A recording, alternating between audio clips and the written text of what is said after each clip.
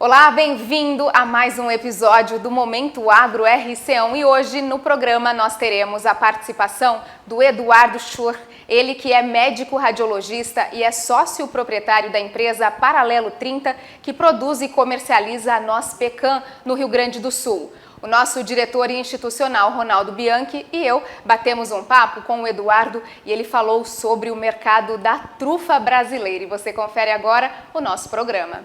Então, Eduardo, para a gente começar a nossa conversa aqui no Momento Agro, o senhor que é médico, como que surgiu essa relação com o agronegócio?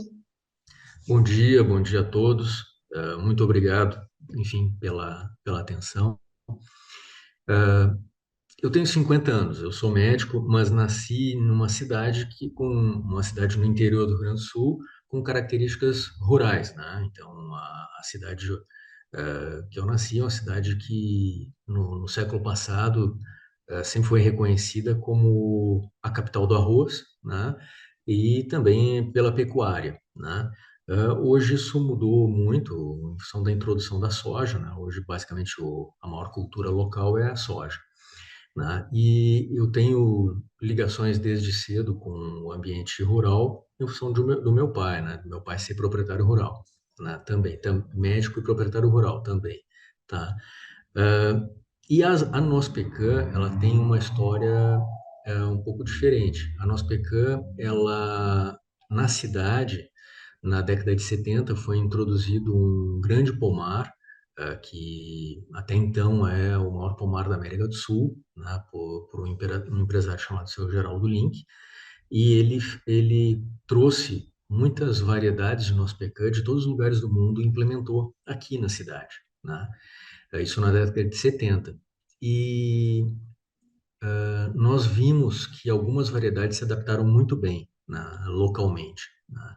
E com isso, a partir disso, se teve a ideia de se implementar um pomar de noz pecan no local, com essas variedades, com porque nós entendíamos na época que a gente tinha a capacidade de desenvolver um pomar com produtividade e qualidade com níveis mundiais. Então, esse era o nosso grande desafio, né?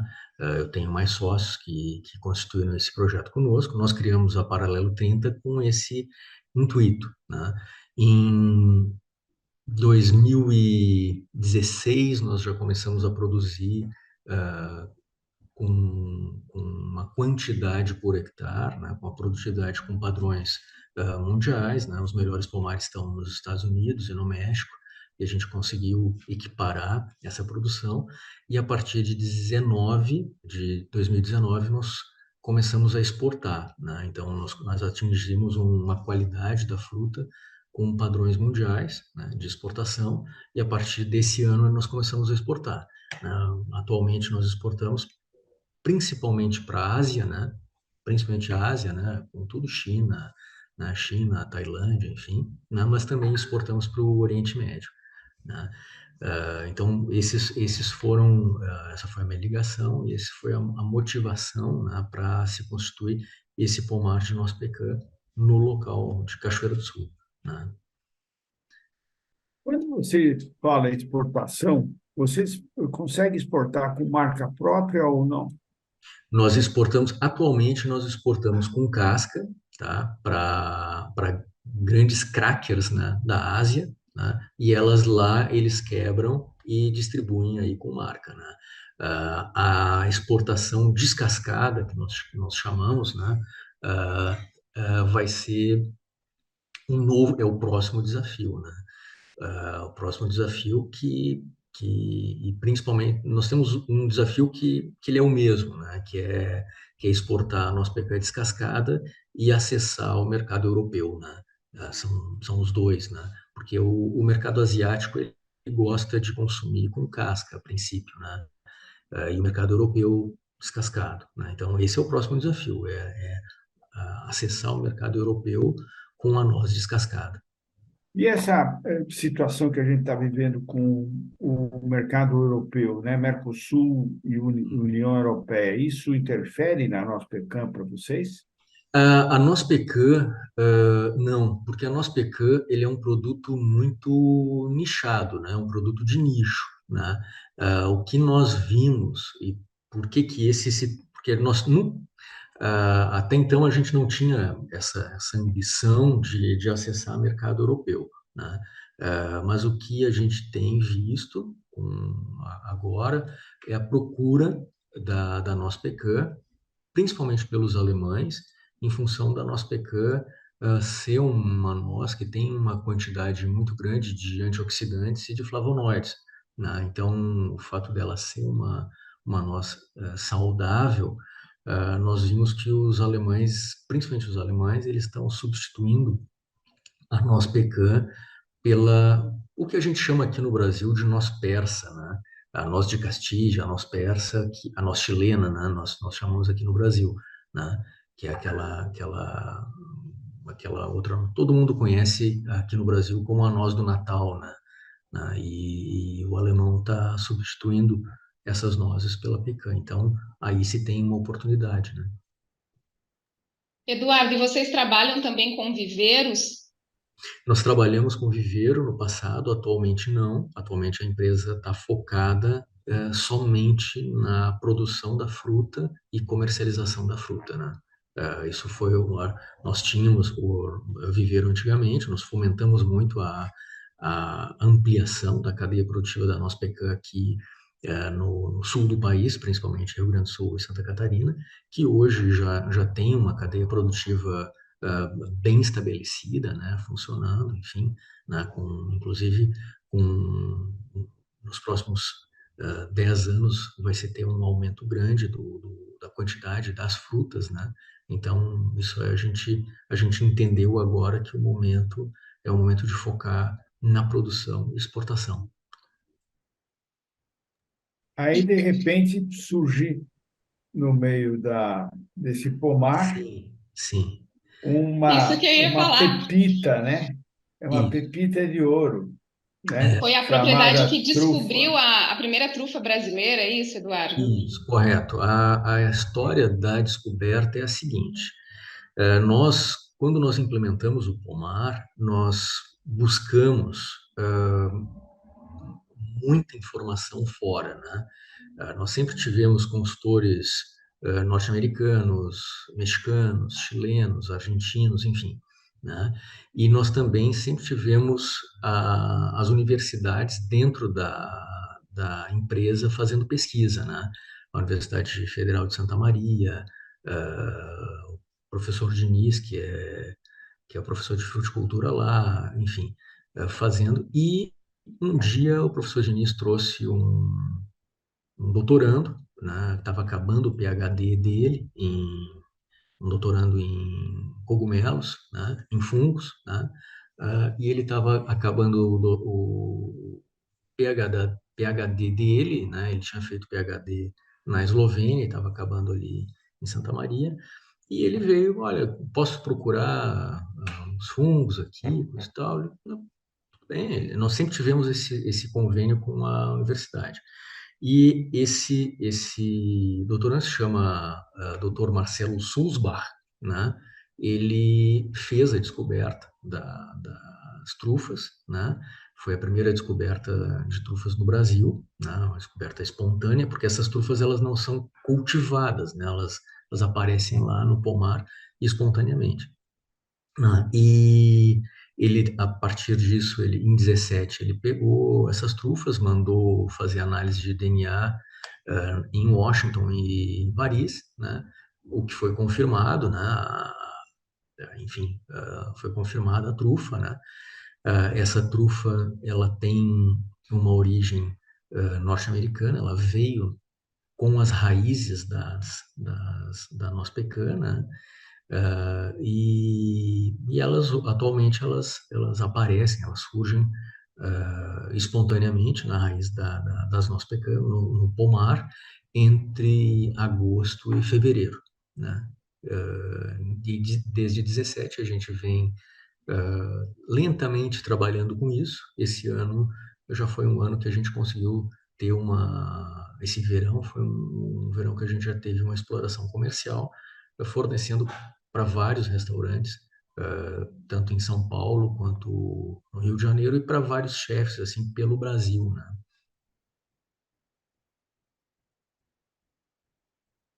Eduardo, e como que essa trufa ela é utilizada na gastronomia? Bom, a trufa ela tem. Eu agora eu vou começar a falar de um assunto que eu não sou especialista, porque eu não sou nem cozinheiro, eu não sou, menos ainda chefe, né, de cozinha. Mas eu vou passar, vou reproduzir o que eu escuto, né? A trufa, ela tem uma questão que ela é muito valorizada em função do que os chefes falam, eles chamam de quinto elemento da culinária, né? Que é a volatilidade. Ela tem a propriedade de expandir os sabores dos alimentos, né? Além de ter um sabor próprio dessa volatilidade que ela tem, né? Então, por isso ela é tão apreciada na alta gastronomia, né? Foi uma situação até que para nós foi demorado em entender como se faz, como se elabora, como se processa esse ingrediente dentro dos alimentos, né? Porque realmente não é qualquer cozinheiro que entende como manejar esse ingrediente. Eu tive o privilégio de ver chefs, né, com formação, fazendo alimentos trufados, e aí realmente a gente começa a entender o porquê, né, dela ser tão valorizada, né? Porque realmente muda completamente o alimento, muda completamente o prato e tem uma série de percepções, né, ampliadas em função desse ingrediente. Tanto que a trufa e uma outra situação que compõe a raridade e a valoração desse ingrediente é o fato de a trufa, como qualquer outro ingrediente da natureza, ele tem que ser colhido, coletado no momento correto, né? Porque ela não pode ser nem antes nem depois do ponto de amadurecimento certo, né? Então, tem aí mesmo ela tendo uma janela entre novembro e fevereiro, a gente tem que saber coletar as trufas que elas não estão nem antes da maturação correta, nem depois, né? Porque elas têm um momento ótimo para se fazer o prato, né? Então, basicamente é isso. E os chefes locais, os chefes brasileiros, né? Eles se interessam muito justamente por desenvolver pratos com, com a trufa local, pratos que têm características locais, né? Porque as trufas elas são diferentes entre si, né?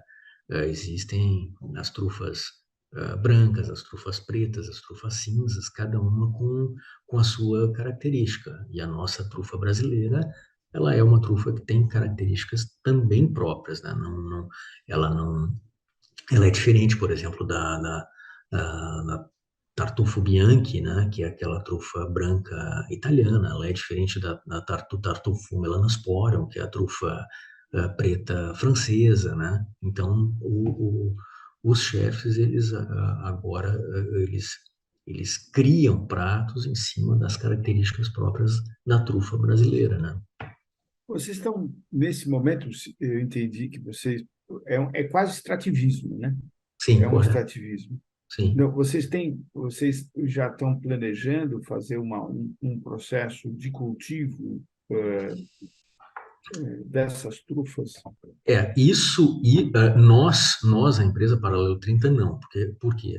Nós temos hoje 125 hectares plantados com 25 mil árvores. Então, o que nós temos hoje de trufas certamente abastece o mercado nacional, né, com o que nós temos de trufa, tá?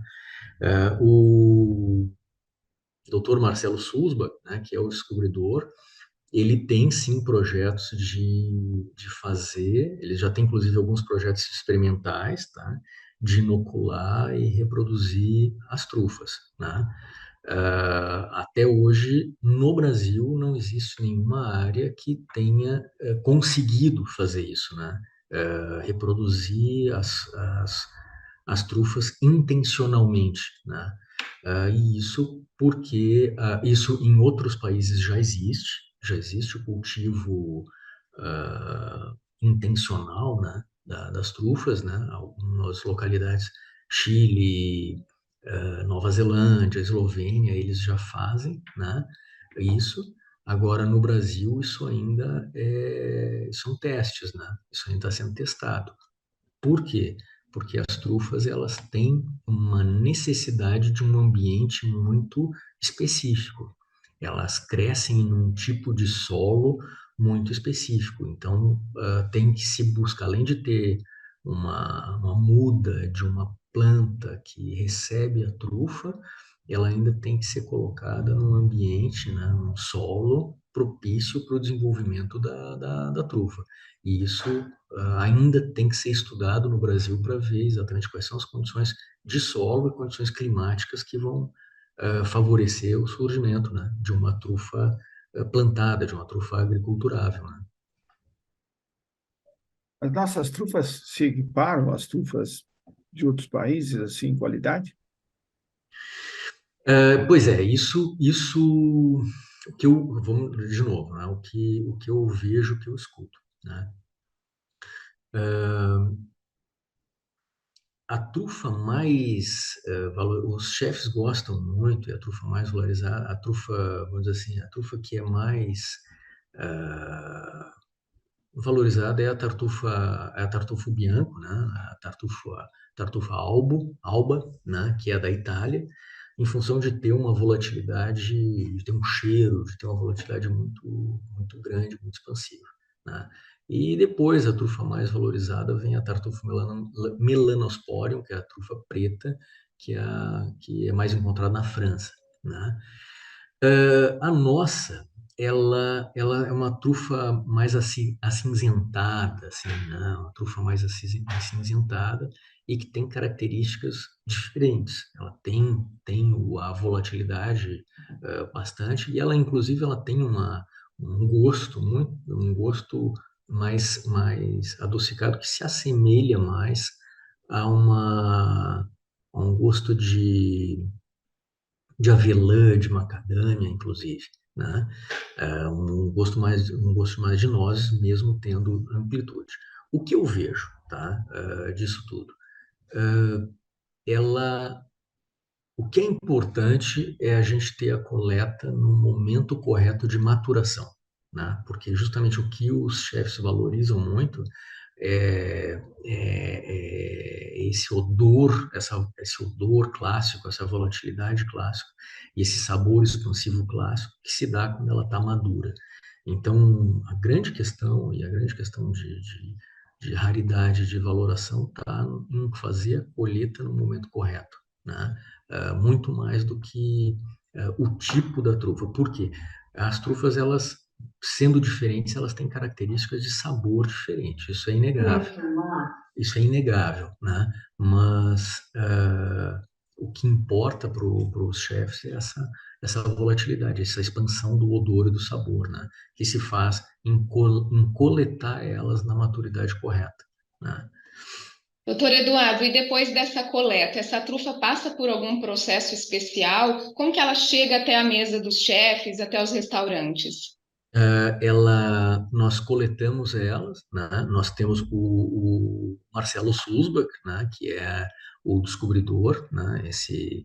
Ele faz a seleção, né? E ele é o nosso responsável técnico, né? Ou seja, porque como é um alimento diferente, né? Nós, nem ninguém deve vender sem um responsável técnico avaliar e,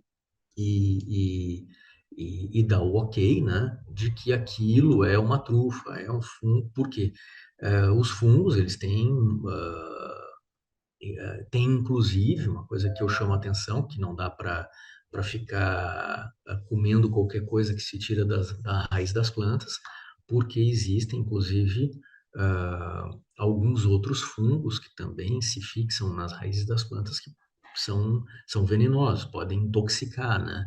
Então esse nosso o Marcelo Susberg, né, ele depois da coleta, ele avalia tudo, né, dá o ok, que isso é uma trufa, que ele a certificação que é aquilo ali, e depois, por via aérea, né, nós enviamos para os chefes que nos encomendam.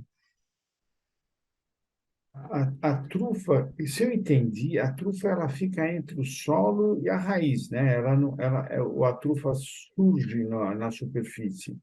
Não, não, nós temos que cavar, né, cavar em torno da planta, em torno da árvore, né, e a trufa, ela é fixada na raiz, né. Trufa, uma planta, ela tem, no momento que a raiz ela começa a nascer, começa a se espalhar, o micélio, né, da trufa, ele se fixa na raiz e ali ele se desenvolve. E no momento que ele está ali, ele sempre estará, né? Ele sempre estará ali, né? Então, todo ano, dependendo das condições climáticas e de solo, essa sementinha, que é o micélio, ela vai crescer, vai frutificar e se transformar na trufa, né? Você chega a marcar o local da próxima colheita? É interessante que depois desses 5 anos, nós sabemos onde está, né? As trufas, elas estão em todo o pomar, tá? Em todo o pomar. Nós achamos ela em toda a área, né? Nós temos toda a área trufada, né? E é muito característico desse cultivo. Quando a gente começa a procurar, nós removemos a terra. No momento que a gente remove a terra, a gente já sente o cheiro da trufa, né? O cheiro característico, no momento que vira a terra, a gente já chega. Então, tanto que nós não temos cachorros, porcos, nada disso, porque a gente já tem até isso é interessante falar, né? Porque isso tem todo um glamour em torno disso, né? Porque o pessoal sai do Brasil, vai para a Europa para fazer coleta de trufa, né, em áreas na França e na Itália, né, e o que acontece é o seguinte, né, nós sabemos, todo mundo que conhece trufa sabe que as trufas elas aparecem em algumas árvores, né, em algumas espécies de árvores, não são todas, né, então elas aparecem em carvalhos, elas aparecem em avelãs, elas aparecem em nogueiras, né, são algumas árvores que aparecem a trufa. Então, quem busca trufas na floresta europeia, por exemplo, ele já sabe onde elas estão procurando a árvore, né? Então, ele vai onde tem as árvores, ele já sabe que tem as trufas, né? O cachorro, o porco, ele é muito mais, faz muito mais parte da cena, né? Da busca ali do que qualquer coisa, né? Porque quem tá nesse ambiente, ele conhece isso, né? Uma coisa que é muito importante a gente entender também desse mercado é que esse mercado ele tem um mercado que é o mercado natural, o mercado orgânico, né?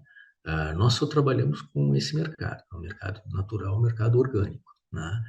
Ou seja, que é fazer a coleta da trufa e vender a trufa, né? Mas existe um derivado, principalmente na Europa, e no Brasil a imensa maioria dos produtos que são comercializados são desse segundo segmento, que é o segmento sintético, né? Onde existe alguns pedaços de trufa natural e eles têm a essência sintética, né? Então, a imensa maioria dos produtos são consumidos aqui são sintéticos e na Europa também, né? onde se usa essências sintéticas para dar ah, o sabor trufado, né, dos alimentos, né? Então, isso também é muito diferente, né? Isso, quando a gente vai entendendo como funciona esse mercado, a gente começa a entender isso aí, né? Por que que a trufa, a, a, a, a trufa em si é tão valorizada, né? Doutor Eduardo, e a gente, no Brasil hoje, esse produto, a trufa, ela é comercializada qual valor, o grama? Que a gente sabe que é um produto realmente muito valoroso. Esse ano nós comercializamos a trufa que nós chamamos de grande, que é acima de 60 gramas, né? Ela foi comercializada a R$ 10 o grama, tá? E abaixo disso, a R$ 8 o grama, né? Esse é o valor que é comercializado hoje no Brasil, né? Por que você chamou de Sapucaí? Por Isso, quê? não, isso não fui eu que chamei, isso foi o descobridor, né? O Marcelo Sulzbach, que, que, que chamou de Sapucaí e foi em função de um chefe que quis fazer uma homenagem, assim, a uma coisa, mas não teve, é uma coisa do descobridor, né? Porque isso é uma tradição, né? Que quem descobre batiza, né? Então, isso foi dele, né? Né? Essa é né, a mas ele fez uma homenagem indígena aí por causa disso. Doutor Eduardo, a gente já está chegando, infelizmente, ao fim aqui do nosso programa, mas eu queria que, para encerrar, o senhor falasse qual que é o cenário que o senhor vê das trufas aqui no Brasil para os próximos anos. Bom, vamos lá. O que eu percebo hoje é o seguinte: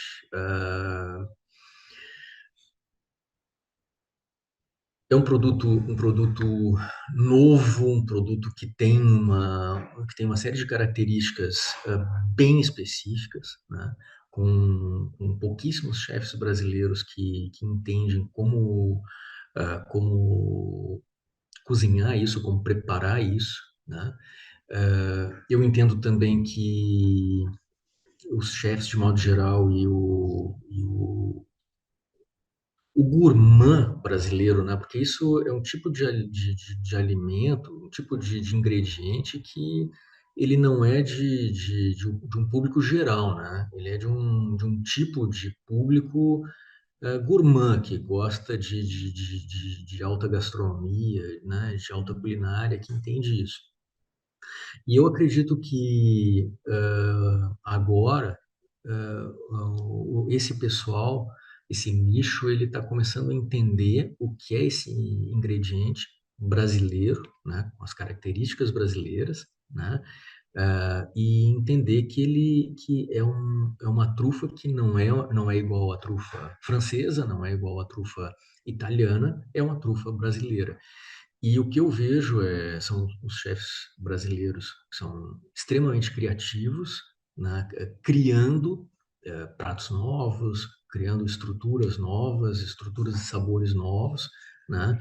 E o que eu percebo é que em pouco tempo isso vai ser absorvido nesse mundo da alta gastronomia brasileira, né? E transformado em um conjunto de sabores aí que, inclusive, a gente vai apresentar para o mundo, né? Isso é muito característico, muito próprio do Brasil. O Brasil é isso, né? O Brasil, ele é antropofágico, né? Ele traz essas coisas, transforma e cria coisas novas. Eu vejo esse cenário, né? Eu vejo esse cenário, vejo uma procura grande por isso, né? Vejo, inclusive, ah, os gourmands brasileiros, os chefs brasileiros, entendendo um ingrediente que antigamente era raríssimo de chegar aqui, né? A grande parte dos ingredientes que chegavam aqui, trufas que chegavam aqui, chegavam pela mão de pouquíssimas pessoas, de formas, inclusive, que não eram legais, muitas vezes, né? Né? E outra coisa, a gente está hoje